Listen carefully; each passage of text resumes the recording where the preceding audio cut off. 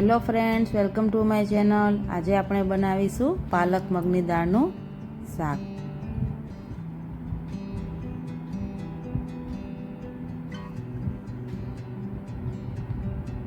તો ફ્રેન્ડ્સ, મેં અહીંયા પેન મૂકી દીધું છે। પેનમાં તેલ પણ એડ કરી દીધેલું છે। રઈ એડ કરી દઈશું। રઈ તતળી ગઈ છે।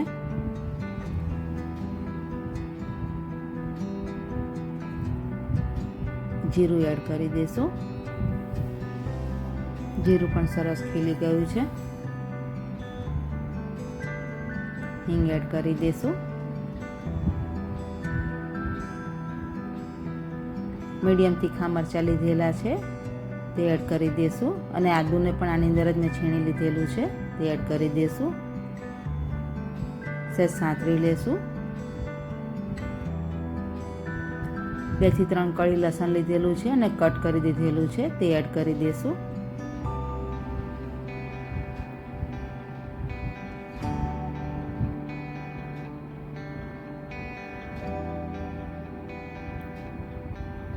મેં અહીંયા 1/4 કપ મગની મોગર દાળ લીધેલી છે અને 1 કલાક પાણીમાં પલાળી દીધેલી અને પાણી નિતારી લીધેલું છે।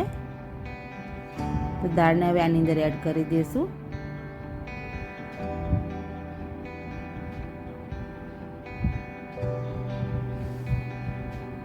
દાળને સહેજ સાંતળી લેવાની છે।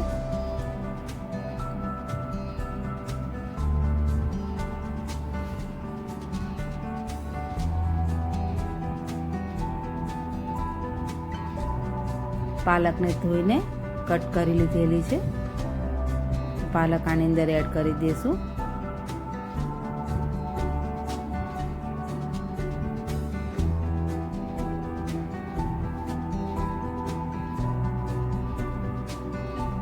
હવે ઢાંકી દઈશું જેથી પાલક સરસ નરમ પડી જાય। તો 2 મિનિટ માટે ઢાંકીને પાલક સરસ નરમ પડી ગઈ છે। મિક્સ કરી લેશું।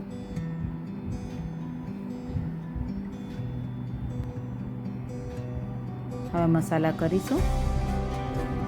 મીઠું એડ કરી દઈશું। હળદર એડ કરી દઈશું। 2 ચમચી લાલ મરચું એડ કરી દઈશું।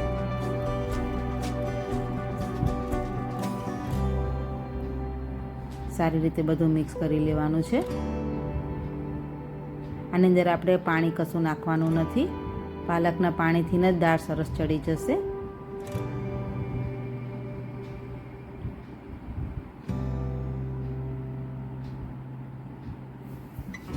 તો ઢાંકીને 7 થી 8 મિનિટ માટે ધીમા ગેસે ચડવા દઈશું। તો 7 થી 8 મિનિટ થઈ ગઈ છે। ચેક કરી લેશું।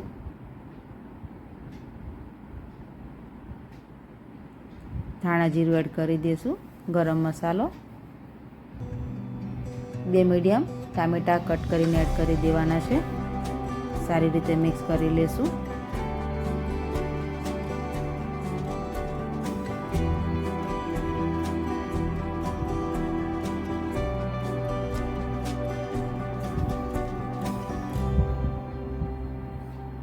ઢાંકીને 2 મિનિટ માટે ચડવા દઈશું। તેલ પણ સરસ છૂટી ગયું છે। સહેજ ખાંડ એડ કરી દઈશું। મિક્સ કરી લેશું। ચેક કરી લેશું। તો દાળ પણ સરસ ચડી ગઈ છે અને દાળ એકદમ સરસ ચડી ગઈ છે, તમે જોઈ શકો છો। અને દાણો પણ આખો રહ્યો છે। તો ફ્રેન્ડ્સ, પાણી નાખ્યા વગર જ દાળ સરસ ચડી ગઈ છે। તો ગેસ બંધ કરી દેશું અને અહીંયા આપણું પાલક મગની દાળનું શાક તૈયાર થઈ ગયું છે। તૈયાર છે પાલક મગની દાળનું શાક।